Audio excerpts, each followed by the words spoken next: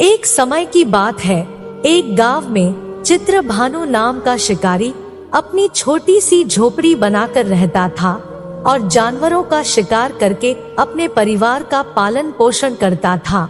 अगर आप इस कहानी को सुन रहे हैं तो पूरा सुने, क्योंकि यह एक अनसुनी कथा है जो आपने पहले कभी नहीं सुनी होगी, और हम आपको यह विश्वास दिलाते हैं कि इस कथा को सुनने के बाद आपको ये नहीं लगेगा कि आपने अपना कीमती समय बर्बाद कर दिया।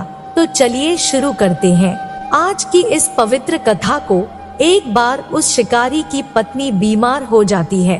अपनी पत्नी का इलाज कराने के लिए वह गांव के सेठ से कर्ज ले लेता है। जब वह सेठ के कर्ज को समय पर चुका नहीं पाया तो सेठ ने उसे बंदी बना लिया। संयोग से उस दिन सावन का अंतिम सोमवार था और सेठ की पत्नी ने सोमवार का व्रत रखा था, तो वह शिव जी की पूजा करते हुए सोमवार व्रत कथा सभी को सुना रही थी। वही थोड़ी ही दूर एक खंभे से बंधा हुआ शिकारी भी व्रत कथा को ध्यान मग्न होकर सुन रहा था। कथा खत्म होने के बाद सेठ ने उस शिकारी को अपने पास बुलाया और कर्ज चुकाने को कहा। तो शिकारी ने अगले दिन सारा कर्ज चुकाने का वचन दिया और सेठ के बंधन से मुक्त हो गया।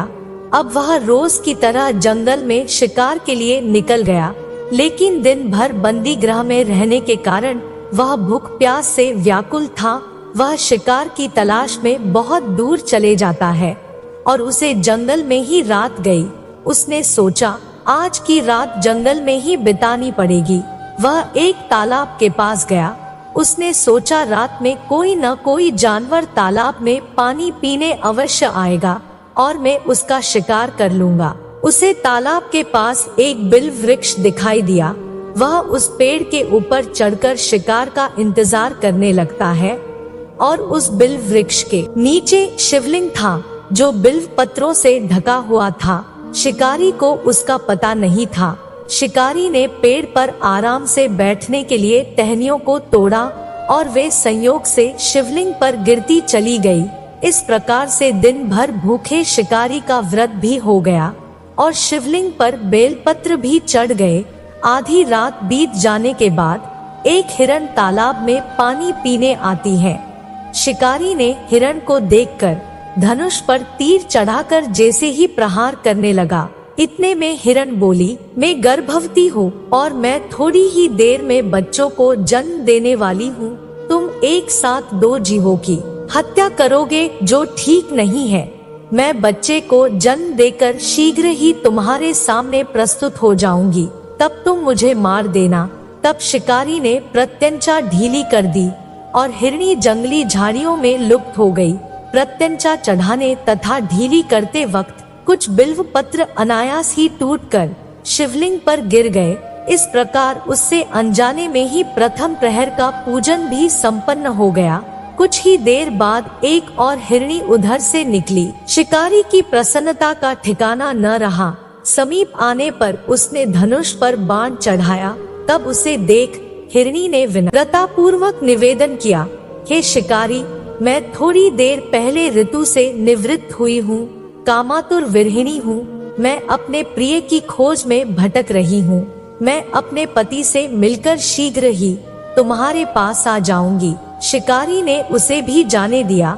2 बार शिकार को खोकर उसका दिमाग खराब हो गया। वह चिंता में पड़ गया। रात्रि का आखिरी पहर बीत रहा था।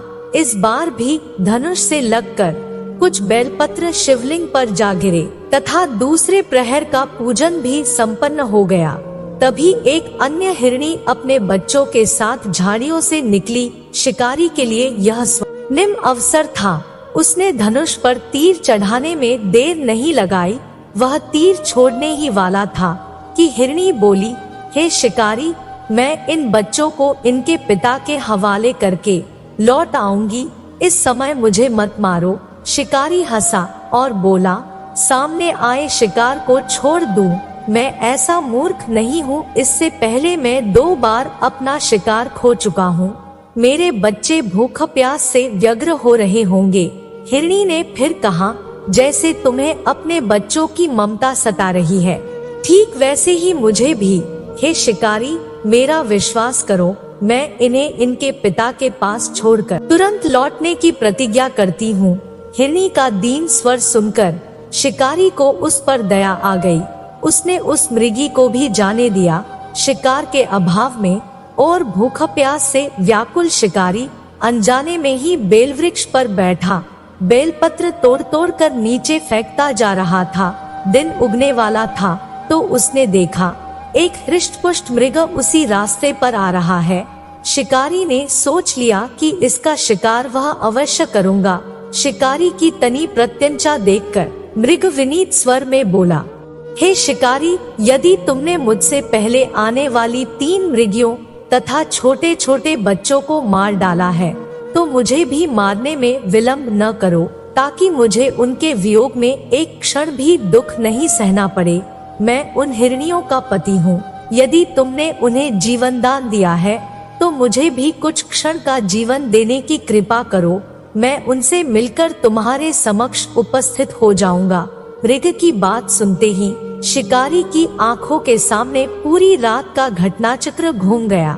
उसने सारी कहानी मृग को सुना दी। तब मृग ने कहा, मेरी तीनों पत्नियां जिस प्रकार प्रतिज्ञाबद्ध होकर गई हैं, मेरी मृत्यु से अपने धर्म का पालन नहीं कर पाएंगी। आथा जैसे तुमने उन्हें विश्वास पात्र मानकर छोड़ा है, वैसे ही मुझे भी जाने दो।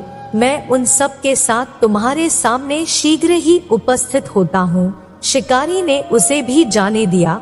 इस प्रकार सुबह हो गई। उपवास, रात्रि जागरण तथा शिवलिंग पर बेलपत्र चढ़ने से अनजाने में ही पर शिव जी की पूजा पूर्ण हो गई। पर अनजाने में ही की हुई पूजा का परिणाम उसे तत्काल मिला। शिकारी का हिंसक हृदय निर्मल हो गया। उसमें भगवत शक्ति का वास हो गया। थोड़ी ही देर बाद वह मृग सपरिवार शिकारी के समक्ष उपस्थित हो गया ताकि वह उनका शिकार कर सके। किंतु जंगली पशुओं की ऐसी सत्यता, सात्विकता एवं सामूहिक प्रेम भावना देखकर शिकारी को बड़ी ग्लानि हुई। उसने मृग परिवार को जीवन दान दे दिया। अनजाने में शिव जी के व्रत का पालन करने पर भी शिकारी को मोक्ष की प्राप्ति हुई।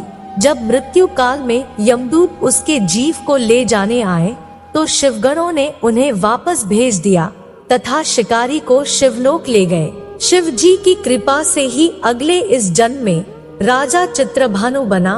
अपने पिछले जन्म को याद रख पाए तथा सोमवार व्रत के महत्व को जानकर उसका अगले जन्म में भी पालन कर पाए।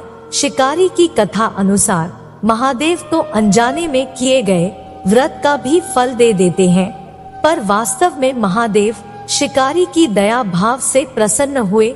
शिकारी को पता था कि उसका परिवार शिकार के इंतजार में भूखा है, फिर भी शिकारी ने मृग परिवार को जाने दिया। यह करुणा ही उस शिकारी को उन पंडित एवं पुजारियों से उत्कृष्ट बना देती है जो कि सिर्फ रात्रि जागरण, उपवास एवं दूध, दही एवं बेलपत्र आदि द्वारा शिव को प्रसन्न कर लेना चाहते हैं। इस कथा में सबसे महत्वपूर्ण बात यह है कि इस कथा में अनजाने में हुए पूजन पर विशेष बल दिया गया है। इसका अर्थ यह नहीं है कि शिव किसी भी प्रकार से किए गए पूजन को स्वीकार कर लेते हैं अथवा भोलेनाथ जाने या अनजाने में हुए पूजन में भेद नहीं कर सकते हैं। वास्तव में वह शिकारी शिव पूजन नहीं कर रहा था। इसका अर्थ यह भी हुआ कि वह किसी तरह के किसी भी फल की कामना भी नहीं कर रहा था। उसने मृग परिवार को जीवन दान दिया जो कि शिव पूजन के समान है।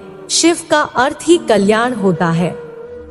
परोपकार करने के लिए कोई जरूरी नहीं कि उस दिन सावन माह का सोमवार ही हो। अगर हम उन परम कल्याणकारी आशुतोष भगवान में स्वयं को लीन कर दें तथा कल्याण मार्ग का अनुसरण करें, वही सावन सोमवार का सच्चा व्रत होता है। उम्मीद है आप सभी को यह भोलेनाथ की सोमवार व्रत कथा बहुत ही पसंद आई होगी।